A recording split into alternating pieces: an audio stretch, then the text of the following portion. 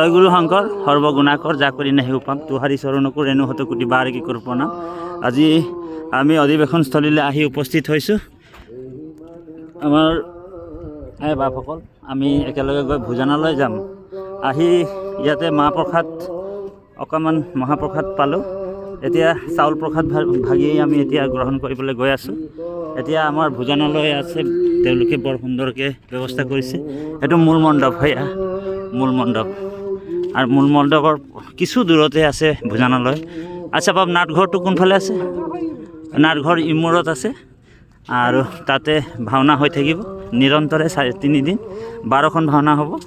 আৰু লগতে এইটো আমাৰ কাৰ্যালয় কিজানি মূল কাৰ্যালয়। এতিয়া আমি মূল কাৰ্যালয় নোসোমাওঁ। মূল কাৰ্যালয়লৈ সোমালে বহুত কথা আৰু বহুত ভকতক লগ পাই যাম। এতিয়া আমি অন্যই নাপাম, তেতিয়া অলপ সোনকালে যাব লাগিব।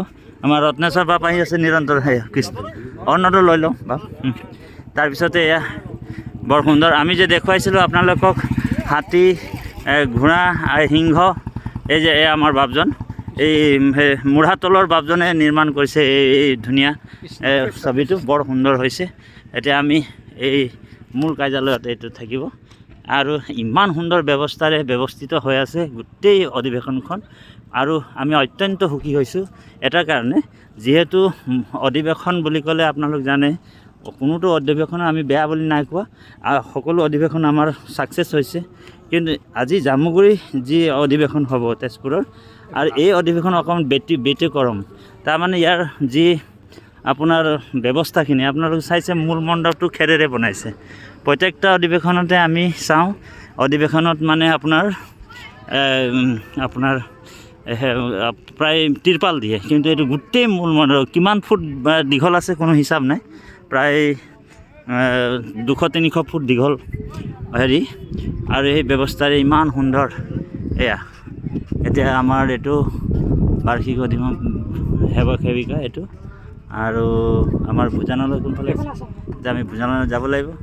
ইয়াতে সেৱক সেৱিকা থাকিব, গৰুণ্ড ভাওনা আছে, কৃষ্ণ কৃষ্ণ সেৱা সকলোকে সেৱা থাকিল, কৃষ্ণ কৃষ্ণ এই কৃষ্ণ কৃষ্ণ হৰি ৰাম। গতিকে আমাৰ আইসকল আহিছে বহুত দূৰৰ পৰা। আমি তেওঁলোকৰ চৰণ দৰ্শন পাই কৃতকৃত হৈছোঁ। এতিয়া আমি অন্ন ল'বলৈ যাওঁ বাপ দেই, অপৰাধ নধৰিব, অন্ন নবা আহক।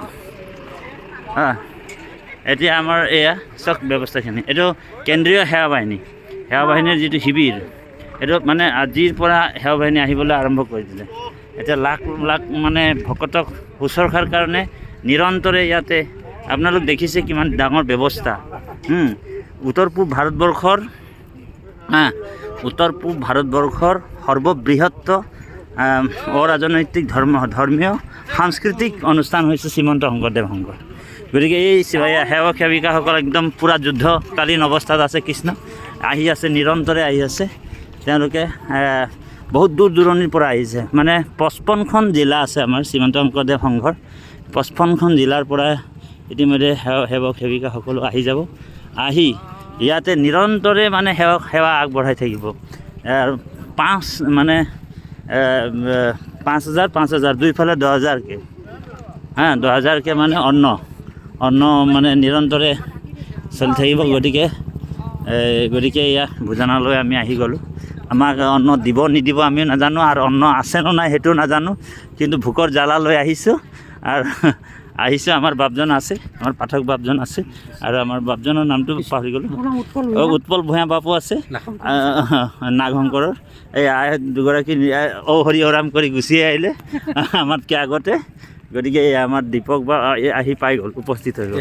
আৰু তেওঁ হৈছে মূল মানুহ আমাৰ যোৰহাটৰ, আৰু আমাৰ প্ৰভুজন সেৱা বাহিনীৰ যি মূল অধিনায়ক দায়িত্বত আছে। গতিকে আমাৰ বাপজনক পাই আমি অত্যন্ত মানে সুখী হ'লোঁ। আৰু নিৰন্তৰে তেখেতলোকে মানে এক মহাশক্তিৰ যি মহাপৰিচালিকা ব্যৱস্থাৰে নিৰন্তৰ ভকত বৈষ্ণৱ ৰাইজক তেখেতলোকে সেৱা আগবঢ়াই যাব। জয় জগতগুৰু শ্ৰীমন্ত শংকৰদেৱ, জয় একশৰণ হৰিনাম ধৰ্ম, জয় শ্ৰীমন্ত শংকৰদেৱ সংঘ, জয় সেৱা বাহিনী। এতিয়া আমি সেৱা বাহিনী পালে সেৱা বাহিনীৰ কথাটো উল্লেখ কৰিব লাগিব, নহ'লে অপৰাধ হ'ব। ৰাম কৃষ্ণ কৃষ্ণ। গতিকে আমাৰ হয় কৃষ্ণ কৃষ্ণ কৃষ্ণ কৃষ্ণ।